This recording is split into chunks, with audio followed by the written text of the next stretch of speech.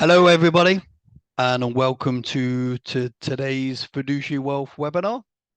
Today, I'm going to be talking about UK pension transfers, and it's a 2023 update for everyone today. So, a lot of changes going on, a lot driven by regulation and the regulators. Um, the purpose of today's webinar is to update you on those changes, but also highlight where you may want to take action based on what is happening, what may happen in future as well. Really, this webinar is aimed at UK expats who are either living overseas or those planning to relocate from the UK. And very important, in fact, for those kind of planning to exit the UK, that you plan before you move, because there's a lot of opportunities and a lot of planning and a lot of transactions that you may want to do before you exit. Some after you, but some before. And obviously, once you leave the UK, then you miss that opportunity. So important to plan in advance. Maybe reach out to us as you start your kind of journey, and we can have that conversation with you. Quick intro before I get into the bulk of the webinar. My name is Matt Penfold. I'm financial advisor and director here at Fiduciary Wealth Management. We're a wealth management firm, as the name dictates, of financial advisors, based here in Gibraltar, but we're serving the UK expat community. Main areas are those in the UK, Gibraltar, Spain, and Portugal, but we do cover other countries in the EU and further afield. We're regulated here in Gibraltar, authorized to give advice in the UK, and also regulated to give advice in the EU as part of our membership of a network. So UK pension transfers, and what I won't go into today is maybe why you should transfer your pension, and we may touch on a little bit of that, but the tax implications and that is for another day. We do have other webinars on our YouTube channel that cover that and maybe more specific to the country that you're living in. But definitely when you are planning to, you've left the UK, you need to review your pensions and look at what the best option is for you.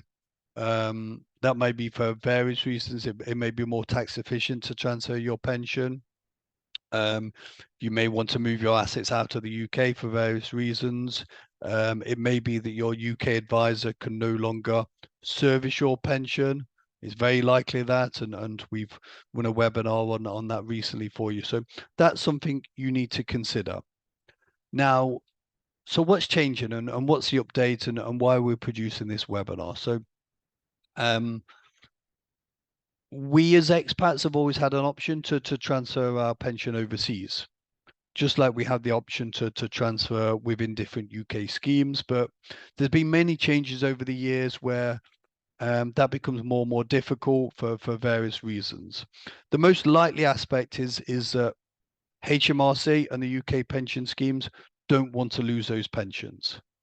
I mean, if you consider HMRC, you paid into those pensions in over the years, and they give you tax relief. Very generous of them, but they're also expecting to receive tax back when you start drawing on those pensions, and you pay income tax in the UK for those. So if you take your pension with you when you leave in the UK, that's a loss of tax revenue for them. So they want to kind of tighten that, really. Likewise with the UK pension administrators, they have their book of their business. Do they want to lose all that business? Of course not, for commercial reasons. So the first big change came in 2017, and this is the overseas tax charge. You may or may not heard of this. Basically, what the overseas tax charge is saying is that if you transfer your pension overseas, you may pay a 25% charge for transferring that overseas. Again, this is in line with HMRC recouping that tax relief they've given you. Now, there are exceptions to that. If you transfer your pension, and when we're talking about an overseas pension, you can transfer to an international SIP, but generally these are still based in the UK. So a pension outside, we're talking a QOPS, generally, a qualifying registered overseas pension scheme. Now, if you transfer and the pension and the individual live in the same region, then there's no overseas tax charge. So if the pension is held in Australia, you live in Australia, no charge.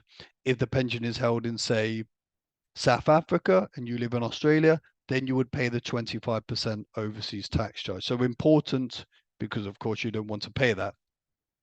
For the purpose of this, they view the EU as one jurisdiction. So, for example, if you move to Spain and Portugal, there are no QOPS providers there, but you can move your pension to Malta or Gibraltar, and they're all classed as the same jurisdiction. So you live in Spain, have your pension in Malta, no overseas tax charge. Gibraltar, even though it's now outside of the EU following Brexit, still remains in the EU for the purpose of this. So if you move your pension to Gibraltar and you live in Spain and Portugal, for example, there's no overseas tax charge. That's for now. Will that change? Who knows? But once the transfer is made, you either get charged then or not. They won't go back and charge you for that. So that's been going on for some time, but as long as people are sensible with the transfers, make sure that the pension is in the same jurisdiction as you live, then the overseas tax charge can be mitigated. Now, the big changes that have come in, and this was last year, and the pension regulators has introduced what they call the traffic light system. So effectively, with every pension transfer, this is if it's offshore or within the UK, the seeding scheme. So the seeding scheme is who you hold your pension with that you're transferring out from. They perform this assessment, and effectively they go through the traffic lights. And if it's green, the transfer goes through. If it's red, the transfer can't go through. If it's amber, that means there's certain boxes that haven't been ticked that need further investigation. And a transfer to an overseas pension scheme generally falls under the amber section.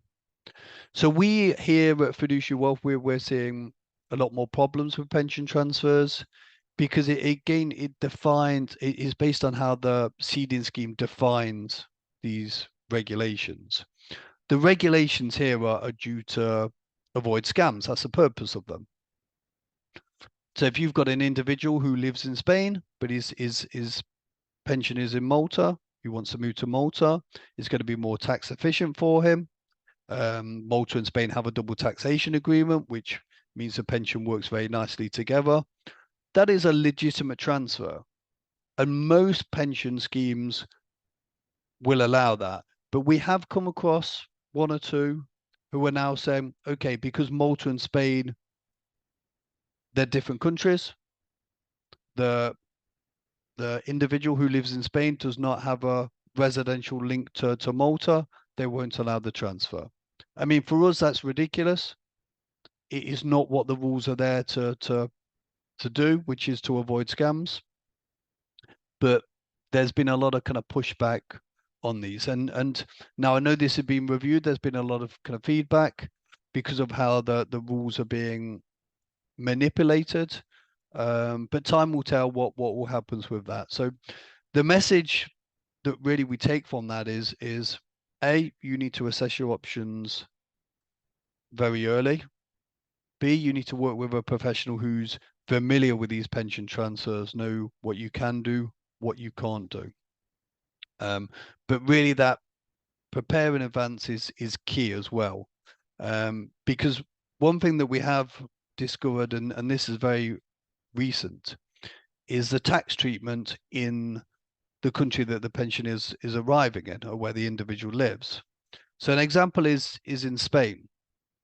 And for those who live in Spain, familiar with Spain, taxation here can be a little bit grey, maybe not as black and white as we find in the UK.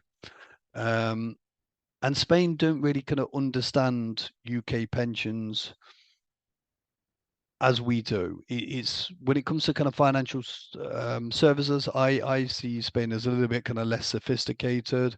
Yes, they have pension schemes now, employer-driven ones, but there are they're definitely kind of behind the curve with that. And so there's kind of taxation issues with people transferring their pensions now if they live in Spain. So that's something to be mindful of. It's a recent change, and because we're dealing with this day to day, we're aware of those changes. We can advise you on that as well. So if you have recently moved your pension to a QOPS and you live in Spain, I would recommend reaching out to us. We can have a conversation and help you kind of get over kind of any hurdles.